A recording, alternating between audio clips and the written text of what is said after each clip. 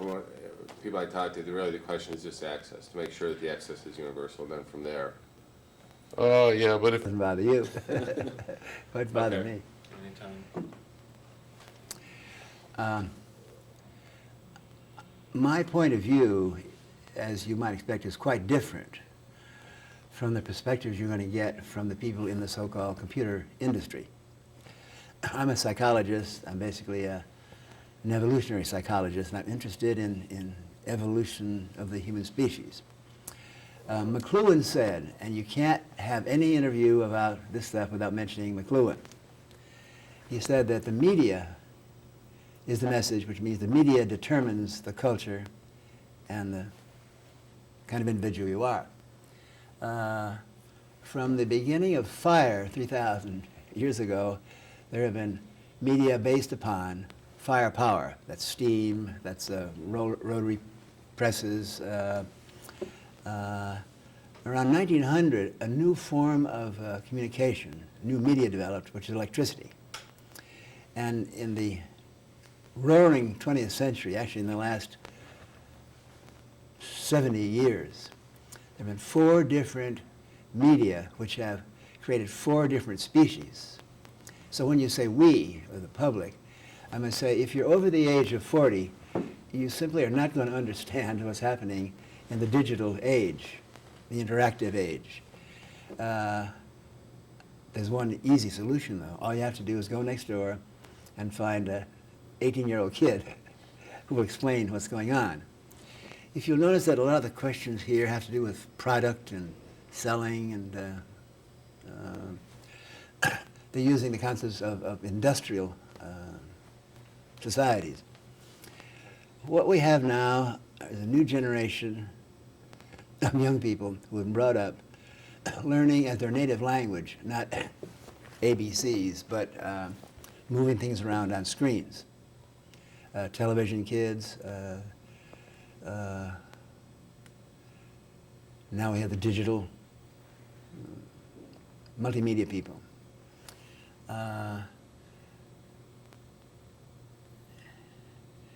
There are societies growing right now based upon electronic bulletin boards. There are something like 9 million of them out there.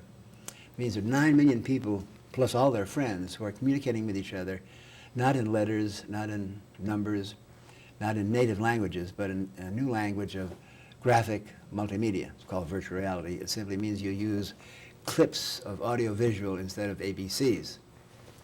I think that this is an extremely chaotic and complicated time. The average person is inundated with information. The average 10-year-old kid today experiences more information. We have a concept called RPM. It's called revelations per minute. The average kid today in one day experiences more than the wisest and most traveled philosopher 100 years ago. Now, what you're going to hear in most of the interviews you're going to have here, particularly from those people who are involved in the manufacture of hardware and software, is product. They're selling final products to people. What's going to happen, I think it's obvious, is that the use of digital appliances,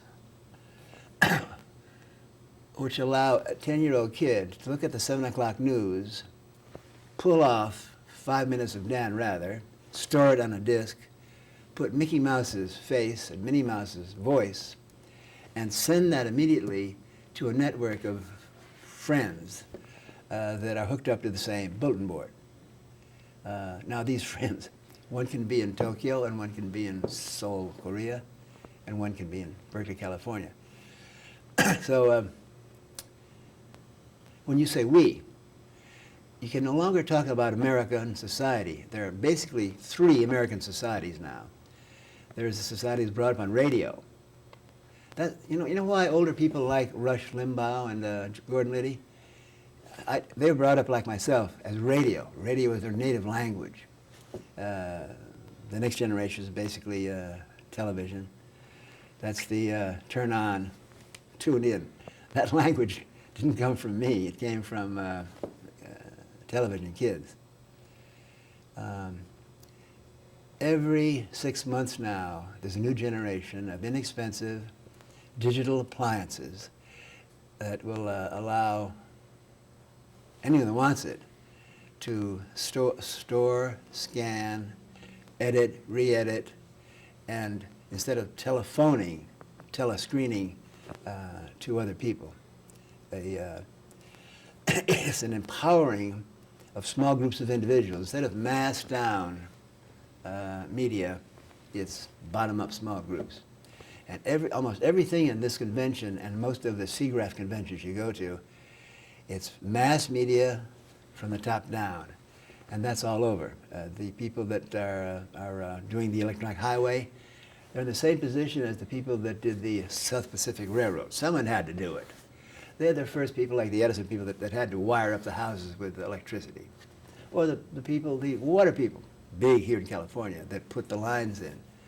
But the real issue is the home appliances that will allow individuals, particularly young people, to use this information, screen it, re-edit it.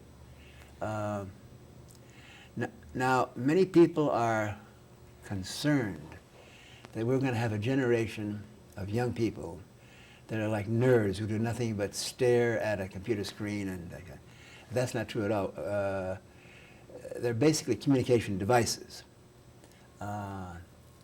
There's also a fear that the Nintendo shoot 'em up, blow up the world games represent digital media. That's the phase that kids go through. All boys like to play cowboys and Indians. 5 years ago, if you went to a video arcade, by the way, the futures are being created in the video arcades of the country. 5 or 10 years ago, it was all shoot 'em up, or Donkey Kongs, or Mario Brothers, or Pac-Mans. If you go to any college today, and I spend most of my time going around to colleges, in every college union, the biggest room is the video room, and there you get not only the shoot 'em ups, but the shoot 'em ups in which you're playing with somebody else. The notion of using it to compete. You'll also have soccer games, you'll have tennis games, you'll have Trivial Pursuits games. In other words, the two issues here are do it yourself, DIY. You're not a passive victim of what Barry Diller wants to give you. You're deciding yourself. And the point number two is you don't DIY, do it yourself, you do it with other people. This is the basic philosophy of humanism, the empowerment of the individual to communicate with other individuals. So I'm going to have to, I love your questions now, but I'm also going to remind you who you're talking about, the public. There ain't no American public anymore. You got the grandparents, and you got the baby boom parents who hate the kids in the Nintendo generation. And what's worse, you got a new generation coming along. The interesting thing was that in the last 70 years, every generation thought they were hot, and they did everything they could to kind of shock the parents. The radio generation. Remember high-heel shoes and flappers and an illegal drug called booze? It's shocking. Suddenly they were shocked because their kids grew up with television, and their kids, new records, new music, rock and roll, new dress, new culture, new attitudes. They ain't going to follow leaders anymore. And then you got the new generation, called Generation X, or we're going to call them, who don't use television very much. They use television only as raw material to put in their versions of their own screens. And the thing is, their kids are going to be as different as they are. The last 4 generations, each one has shocked. It's their duty to shock the preceding parental generation with a new technology. God knows what the next one will be. It'll probably be brain-computer link-ups, but I'm trying to open up the conversation here to a broader scope than simply product and 500 Barry Diller stuff in the electronic highway. Okay, this is great. I think You can cut whatever you want out of there. I'm not going to pay too much attention to these questions with that said. What I'd like to do is go back to something you were talking about in terms of this up to down Yep. place of the content. Yep. I think maybe one of the things that's happening here is the creator, the artist. Now, there's going to be a certain amount of more transparency between him and the people that look at it. Him and her. Him and her, I'm Yep. sorry, okay. But the artist will be able to the person that's going to look at it, enjoy this product. I think along the information highway, the ability to get this out along the highway now, will they have to go through the normal patterns of distribution now, or is this going to be changing a little bit? The people in their homes are going to be creating things, aren't they? They're going to have access to Yeah. get this product out. Talk to me about that. Well, you know that Nintendo now has a CD-ROM disc. Nintendo. So you can actually store a lot of stuff on your Nintendo. Sega Genesis, of course, Macintosh and IBM have very powerful home editing systems. We're not going to be passively sitting like amoeboid slugs in front of the top-down television. Hey, they're not going to give us 500 shopping channels, but 35 cable channels. Who cares? From now on, it's the same thing happened, by the way, with electricity. The people that wired us up, never occurred to them that within 30 or 40 years, the next generation, every house would have an electric washer, electric dryer, electric shavers. You see, this never occurred to Edison. Those guys wanted to make their money out of wattage. It simply does not occur to the electronic highway selling products, so forth. It doesn't occur to them that the next generation is equipped to take their raw material, slice it up, blend it around. Of course, there are all sorts of issues of copyright here and the ownership of intellectual property. The basic and obvious solution is that, well, number one, the brain wants it. The human brain is hungry for new information. Number two, anything that is put in digital or electronic form that can be digitized is in the, I wouldn't say the public domain, but it's in the private domain in the sense that anyone can use it. Now, if you take Dan Rather's program and make a program of it and sell it, then Dan can sue you. But if you're just, the idea is instead of broadcasting, it's narrowcasting. And I know I'm talking to people that make their living making programs that go down this way. But you're going to have, I would say in the future, maybe 5 years, although you're always conservative these days. If you say 5, it's 2. But in any case, I'll be conservative. The average young person will belong to dozens of networks, not mass media networks. I like to use the metaphor or the example of the personalization, the interpersonal possibilities here. There will be a small network group, narrowcasting group, made up of people from different countries who are left-handed, dyslexic, vegetarian lesbians. You get the point? Everyone can have many small groups. And ironically, because of this mass media, we can go back to what originally we came from, small groups who know each other and who can communicate at the intimate level. Mm-hmm.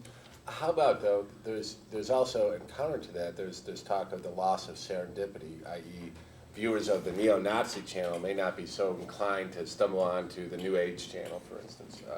Is this something that we need to, do you think, be concerned about? Of course. You know, and I know that males are going to try to control through religion, through politics, through control. They're going to try to control what we experience, and they don't want us to be able to, you know, the idea that anyone could take an illuminated manuscript, which was the Word of God, and change it was heretical before Gutenberg. Gutenberg came along and the printed book, and then suddenly anyone could write it, so we broke that taboo. Yes, it's going. Liberty never comes easy. We learned that from Jefferson. But you simply can't stop a new generation, and they're coming along like waves. And if you think of the current wave of kids that are using Nintendos, and naturally they have silly little things that they're sending. So what? Each year I see the intellectual quality of the video arcade games rising. Instead of Space Invaders, you can have biology. There's red blood cells, and you're a white blood cell, and you and your whites have got together, and here's an infection coming. You can teach, learn, experience biology, physics. How can you possibly describe physics using letters and words and books? But the same technique that you use for Pong, you can have electrons and protons. The science has recently given us two incredible breakthroughs into the basic chaotic complexity of the universe. 100 billion galaxies and 100 billion universes and so forth, and the brain itself with 100 billion neurons. It seems tremendously complicated, but working in small group, you pick out the section of the chaos and complexity. And we're going to go back actually to the one-room schoolhouse, but you belong to 10 of them, and the members of the schoolhouse will come from 10 different countries. What I'm talking about now is very optimistic. I have tremendous faith and hope in this new generation. I spend most of my time these days with kids under the age of 30. They don't believe in politics. You know that. They just laugh. They're very skeptical. They're quite disillusioned at what's happened. The younger kids think the hippies sold out with all this peace, love, and that sort of thing. But you can't stop this because it's there's a certain momentum of evolution. When it's time to move out of the ocean and climb onto the shore, no one's idea. They just do it. You can't stop it. And because we can't stop it, these are inevitable things. What do you think are going to be the dangers? And I'm not saying that we're going to be able to stop them, and we all know that there will be, and they're inevitable. But in terms of raising the issue, what do we need to know about potentially? Well, number one, they're going to try to control the electronic highway. They're going to try to control what comes into your house. For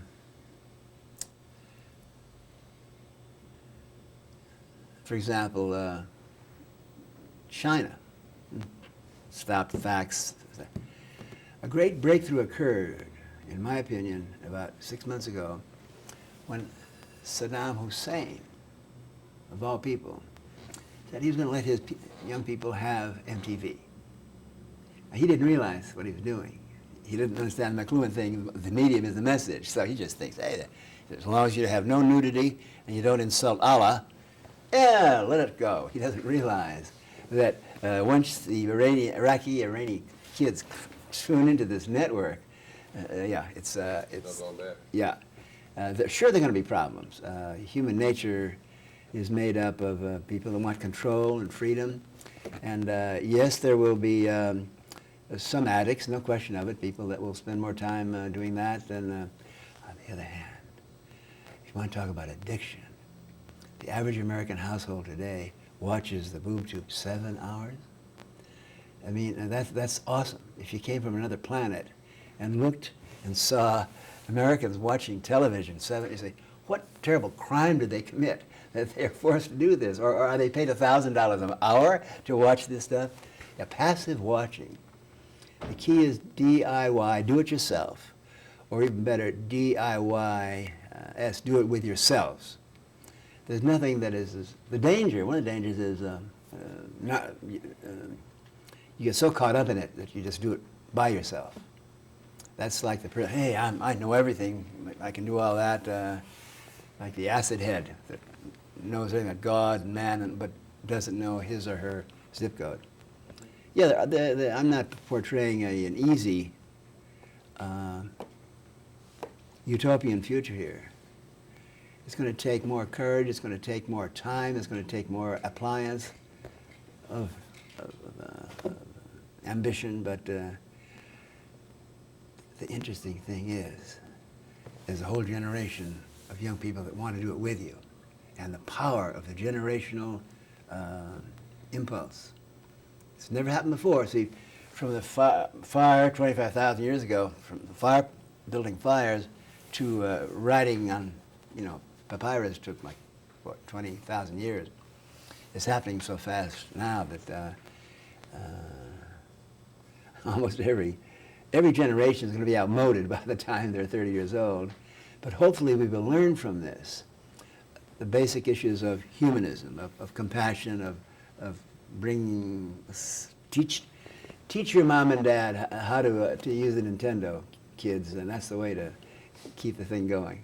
Well, it's funny because they talk of that image of all across America, half the households have this blinking blue light that says 12 o'clock Yeah. in their bedrooms, Yeah. and we're going to try to throw 500 channels on these Yeah, people? yeah. You know? Yeah. You've been great. Is there something that we haven't covered? I mean, I know there's tons of stuff we haven't covered, but I mean, something that might be very important that we've left out. Do you have any questions? Let's stop for a minute and Okay. think about why it's so unusual, so it's user unfriendly. Right. Because the first generation of any technology is user unfriendly. You know why? Because it's the nuts and bolts engineers. I'm old enough to remember the automobile. The first generation of Model T Fords, it was like men that went around with grease and they know how to jump out and crank it up, So yes, the technologists, and I bless the technologists. We have to have that. When you evolve a culture this way, you have to have the first generation who have to go out there, and you don't want them to have a sense of humor. Or you don't even care about their humanity. Their job is to make sure that it works, and they get their kicks out of that. Then the next generation humanizes it, or basically feminizes it, because I use the word feminize and humanize.